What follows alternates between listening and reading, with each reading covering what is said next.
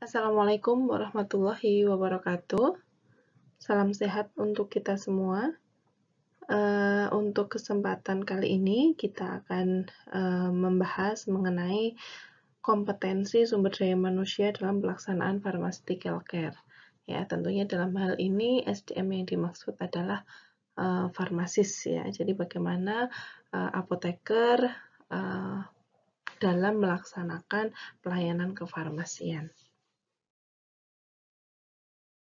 Kita mulai dari definisinya dulu ya. Jadi pharmaceutical care adalah tindakan secara langsung dan bertanggung jawab dari pelayanan terapi obat yang berhubungan dengan kesehatan untuk meningkatkan kualitas hidup dari penderita atau dari pasien. Ya, jadi dalam hal ini pharmaceutical itu adalah pelayanan kefarmasian yang bertanggung jawab. Ya, jadi harus dikerjakan oleh ahlinya sesuai dengan aturan dan etik yang berlaku. Dan tujuannya adalah untuk meningkatkan kualitas hidup dari pasiennya. Definisi yang lain ya, untuk pharmaceutical care adalah suatu praktek di mana praktisi yang berkaitan bertanggung jawab untuk kebutuhan terapi obat pasien. Ya, jadi yang bertanggung jawab untuk memenuhi atau untuk menyediakan ya, terapi obat untuk pasien. Hal ini merupakan suatu komponen dari farmasi praktis yang memerlukan interaksi antara apoteker dengan pasien dengan maksud memformulasikan rencana pelayanan yang dapat memenuhi kebutuhan kesehatan penderita. Ya, jadi harus ada interaksi langsung antara apoteker dengan pasien sehingga pelayanan kefarmasian yang diberikan itu sifatnya lebih berfokus kepada pasien yang sesuai dengan kebutuhan pasien. Tentunya karakteristik pasien itu berbeda-beda ya, sehingga satu dengan yang lain tentunya pelayanan yang kita berikan juga tidak sama gitu ya. Jadi di sini harus ada interaksi langsung antara apoteker dengan pasiennya. Pharmaceutical care merupakan pelayanan yang diberikan kepada pasien untuk menjamin pemakaian obat yang rasional dan aman. Ya, jadi tujuannya adalah memastikan ya pasien tersebut mendapatkan obat yang rasional dan yang aman, efektif gitu. Ya. Yang tujuannya adalah seperti tadi yang di depan adalah untuk meningkatkan kualitas hidup dari pasien. Pharmaceutical care meliputi penentuan kebutuhan obat bagi individu sebelum, selama, atau sesudah tindakan untuk memastikan keamanan yang optimal dan terapi efektif, termasuk mekanisme kelanjutan dari pelayanan yang diberikan sebagai outcome-nya dengan hasil yang pasti. Kemudian pharmaceutical care sebagai kesepakatan hubungan antara pasien dengan apoteker, di mana apoteker melaksanakan fungsi drug use control sesuai dengan komitmen untuk kepentingan pasien. Definisi yang lain, pharmaceutical care merupakan konsep masa kini dan masa depan profesi apoteker, dimulai dari penyediaan obat dalam perawatan penderita secara langsung dan bertanggung jawab terhadap obat yang diberikan kepada penderita untuk mencapai kualitas hidup yang diinginkan. Ya, jadi untuk meningkatkan kualitas hidup ya dan merupakan aktualisasi dari profesi apoteker. Selanjutnya adalah prinsip-prinsip dalam pharmaceutical care ya. Yang pertama adalah terapi obat. Nah, terapi obat dalam pharmaceutical care tidak hanya berorientasi pada pemberian obat saja, tetapi juga pada pengambilan keputusan tentang jenis obat yang akan diberikan kepada pasien, juga untuk tidak memberikan obat yang tidak sesuai dengan tujuan terapi, dosis, cara, dan metode pemberian obatnya. Ya, jadi dalam terapi obat tersebut kita bisa memilih obat yang sesuai untuk pasien, bisa juga tidak memberikan obat ya, tetapi memberikan terapi non farmakologi itu ya. Yang tadi fungsinya atau fokusnya adalah untuk meningkatkan kualitas hidup pasien ya. Jadi terapi obatnya ini tidak harus kita lakukan dengan memberi obat, tetapi bisa juga dengan terapi non-farmakologi. Berikutnya adalah care. Care atau dapat diartikan sebagai asuhan atau kepedulian, di mana dalam konsep ini terjadi suatu asuhan atau kepedulian dari individu lainnya.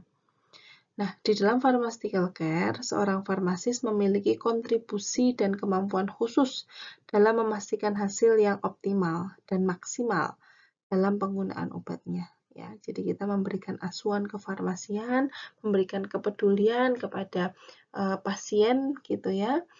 Nah, untuk memastikan bahwa terapi yang kita berikan itu berefek maksimal gitu ya.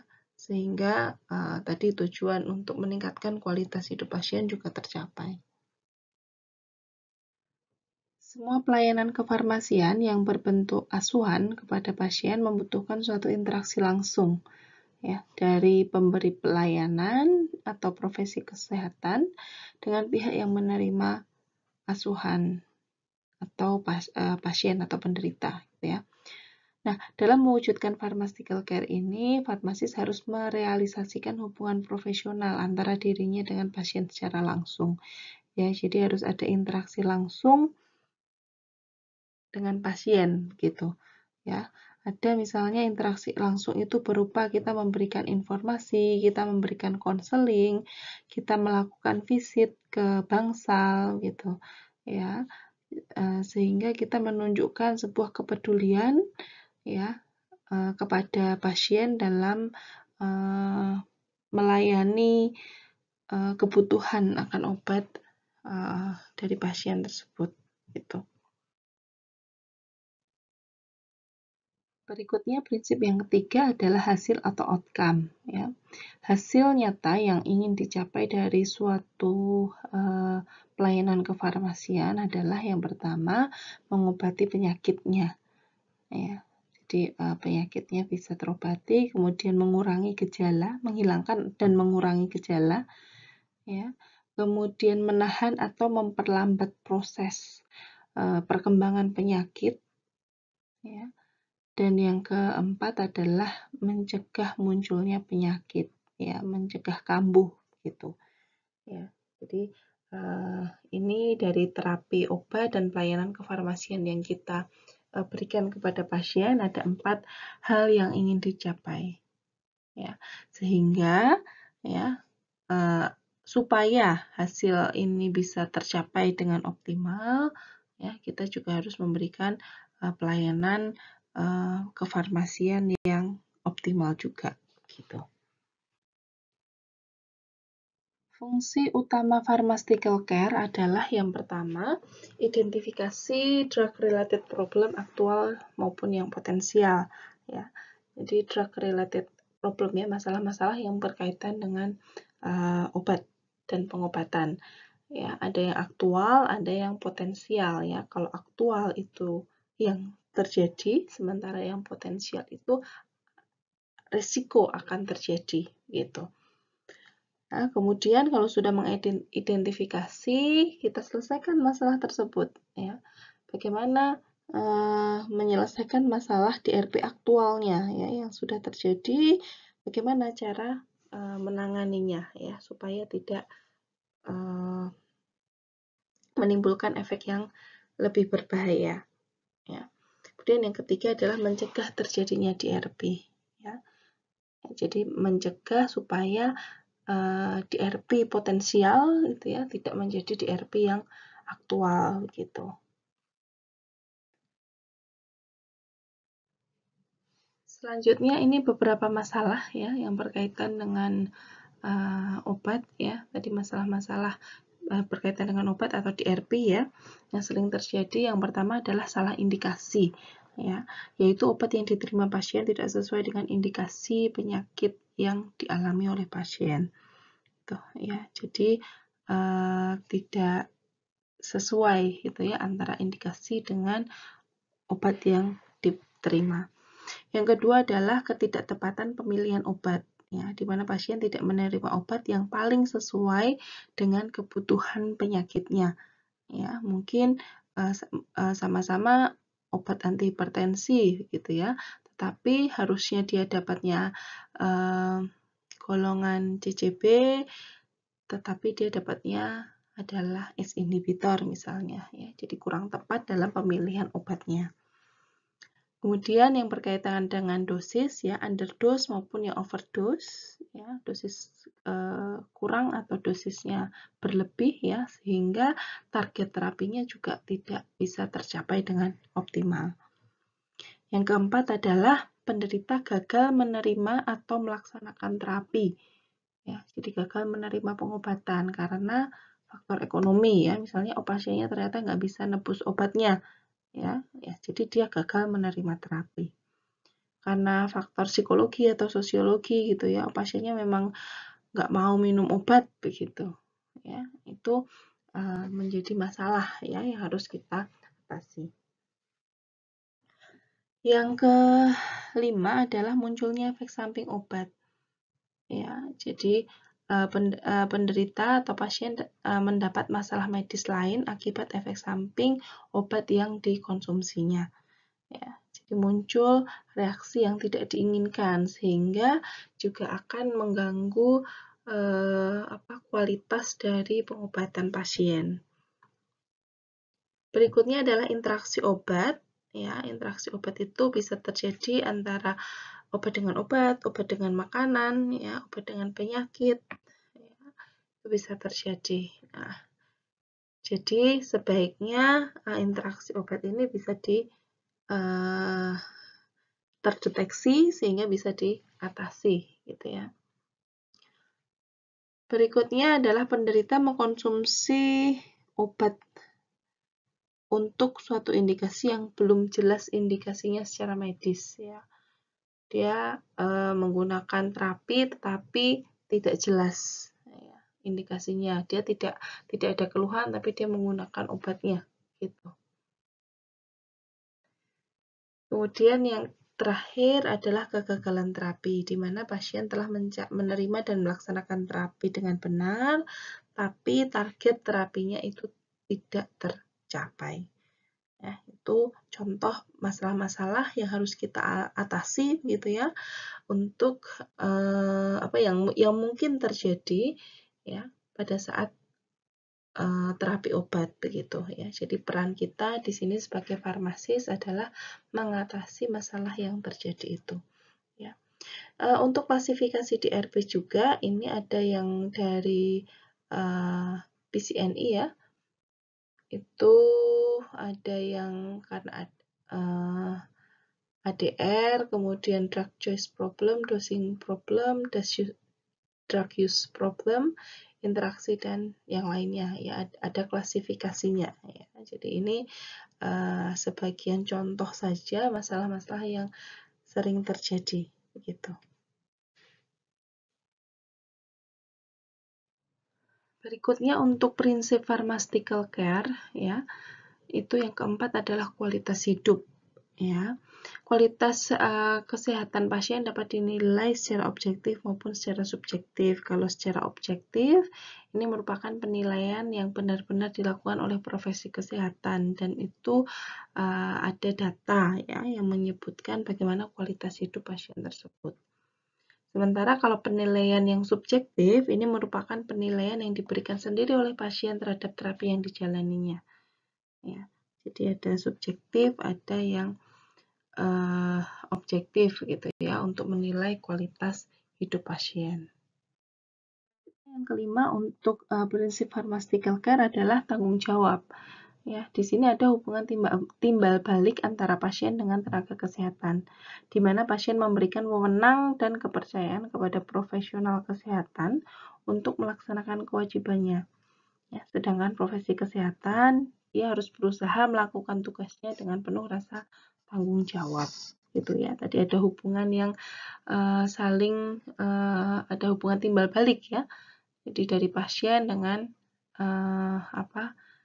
dengan tenaga kesehatan ya, profesional kesehatan yang dalam dia menjalankan tugasnya sebagai profesi kesehatan ya, harus dengan penuh rasa tanggung jawab begitu ya. Jadi tidak boleh asal gitu ya dalam melakukan tugasnya ya. Karena semua yang kita lakukan ya itu ada pertanggungjawabannya begitu. Berikutnya adalah kompetensi sumber daya manusia farmasi yang perlu diperhatikan ya, yang harus dimiliki oleh tenaga farmasi itu ya. Yang pertama adalah pengetahuan tentu ya, knowledge, kemudian yang kedua skill atau keterampilan, lalu sikap ya, sikap dalam melayani gitu ya, attitude dan perilaku atau habit gitu. Ya, jadi ada 4 hal ini yang menjadi perhatian kita ya dalam melakukan pelayanan kefarmasian ya. Yang pertama untuk knowledge ya, terutama ini untuk yang di rumah sakit ya.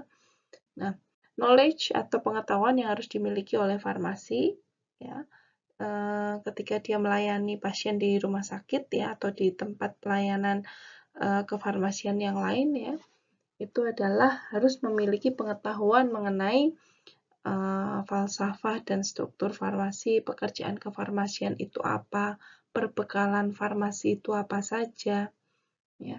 Kemudian penyiapan rencana kerja, pengelolaan perbekalan farmasi, pelayanan farmasi klinis, kemudian pengelolaan perbekalan farmasi, ya, dan pelayanan farmasi khusus ya, itu harus dimiliki. Ya, pengetahuan-pengetahuan tersebut harus kita paham dulu ya sebelum kita melakukan pelayanan gitu. Kemudian yang kedua adalah skill ya, skill atau keterampilan ya. Kalau tenaga farmasi, skill yang harus dimiliki adalah ya pengelolaan ya. Pengelolaan itu selain kita harus tahu ilmunya juga kita harus punya skill gitu ya. Kemudian pelayanan farmasi klinis ya. Jadi misal kayak konseling, kayak PIO, kayak monitoring efek samping gitu ya. Keterampilan itu harus kita miliki juga. Ya. Jadi supaya selain knowledge harus punya skill juga ya di situ. Berikutnya adalah attitude ya. Kalau attitude ya kita harus memiliki sikap ya ketika kita melayani pasien adalah ya harus profesional gitu ya, tentu harus profesional, kemudian harus baik dalam berkomunikasi ya dengan komunikasi verbal maupun nonverbal, lalu bisa bekerja sama dengan pasien ya dan keluarganya tentunya. Lalu mampu mengontrol emosi, kemudian selalu siap apabila diperlukan, kemudian respon ya, responnya cepat, ramah, sopan, ya, memiliki perhatian ya, dan memberikan informasi yang jelas ya kepada pasien ya mengenai terapi apa yang sedang dia jalani. Gitu. Kemudian yang keempat adalah habit atau perilaku ya. Jadi untuk habit yang harus kita miliki gitu ya dalam melaksanakan tugas kita, profesionalitas kita sebagai seorang farmasis ya adalah yang pertama kita selalu menunjukkan rasa perhatian, tanggung jawab, dan tunjukkan bahwa kita memberikan pelayanan tersebut dengan ikhlas, dengan memberikan empati kepada pasien gitu. Ya. Juga harus memiliki sikap harus peduli, menghargai, dan menghormati orang lain. Yaitu perilaku yang harus kita tunjukkan juga ya kepada pasien pada saat kita melakukan pelayanan kefarmasian. Ya, jadi ada 4 hal tersebut ya, kompetensi yang harus dimiliki ya oleh farmasi gitu. Ya. Ada pengetahuan, keterampilan, sikap, dan perilaku.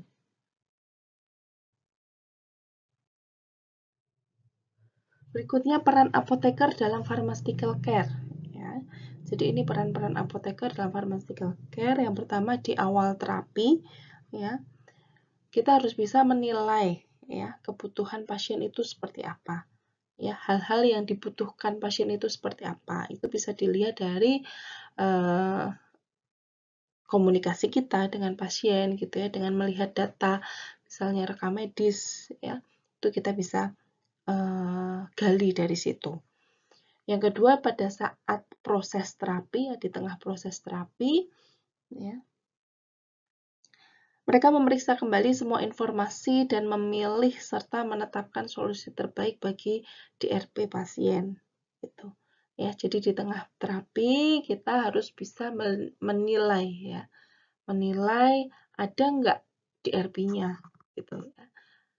Identifikasi DRP ya, menilai identifikasi dan mengatasi DRP yang muncul gitu ya, dan memberikan solusi gitu ya.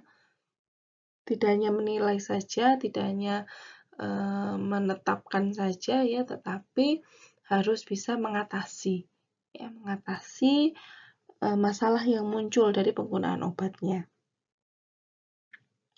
Dan yang ketiga di akhir ya, di akhir terapi ya, farmasis menilai intervensi farmasi sehingga didapatkan hasil optimal, sehingga kualitas hidup pasien meningkat serta hasil terapi memuaskan. Artinya pharmaceutical care dilaksanakan dengan good pharmacy practice.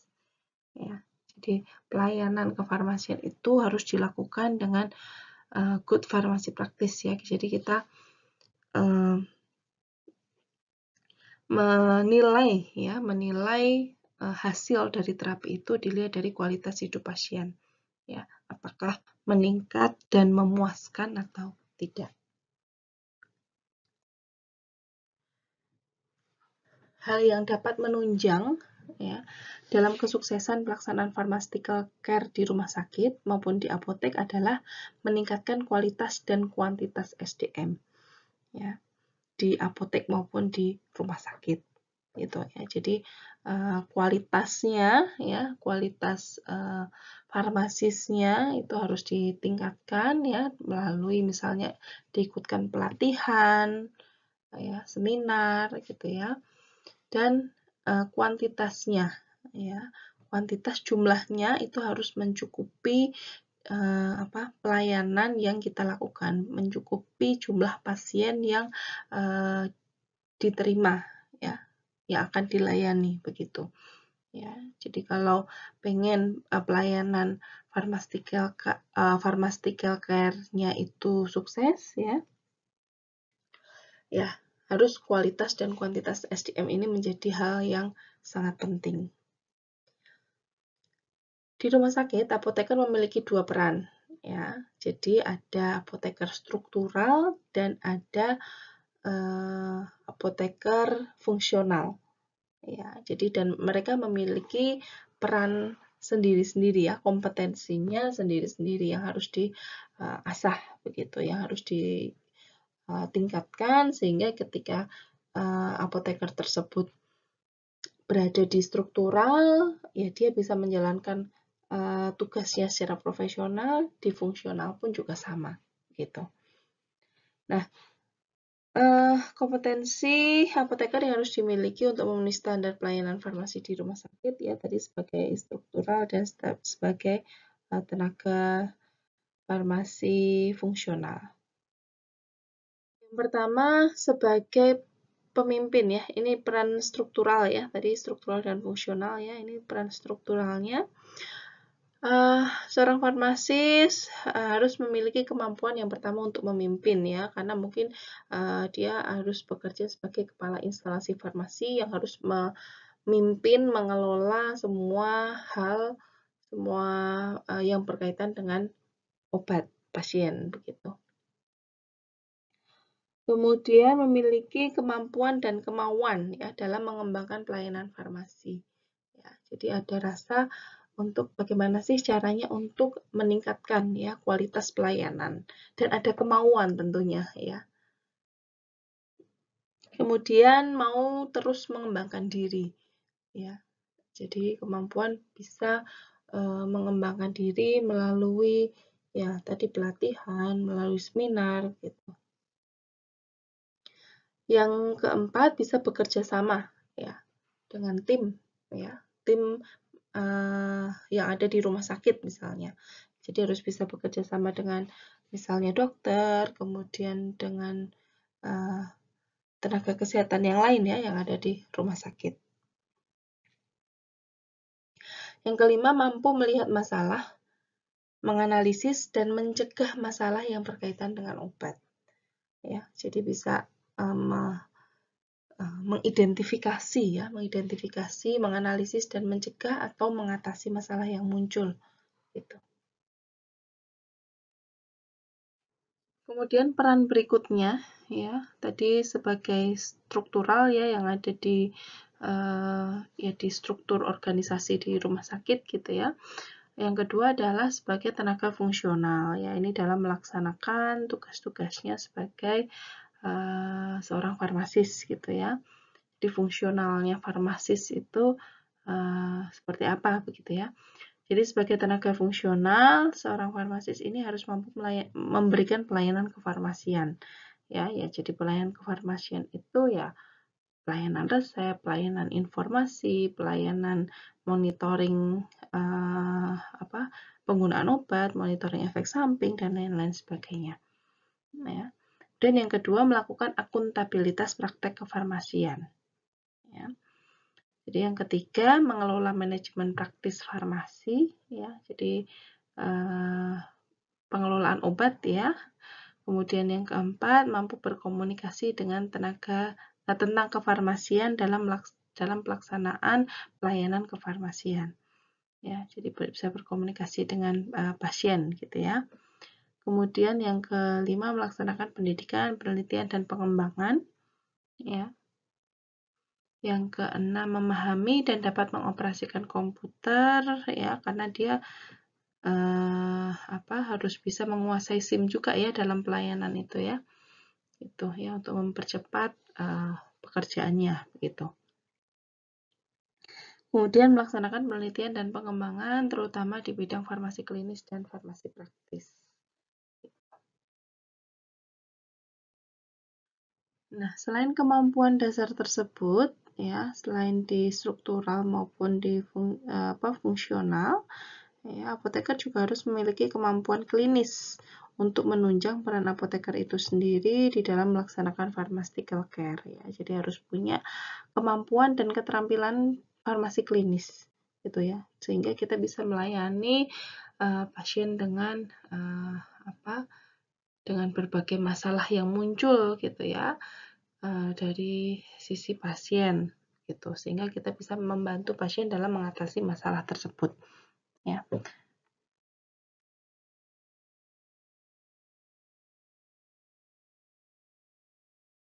Berikutnya kondisi SDM apoteker ya yang harus ditingkatkan ya, sehingga bisa meningkatkan keberhasilan dari pharmaceutical care itu antara lain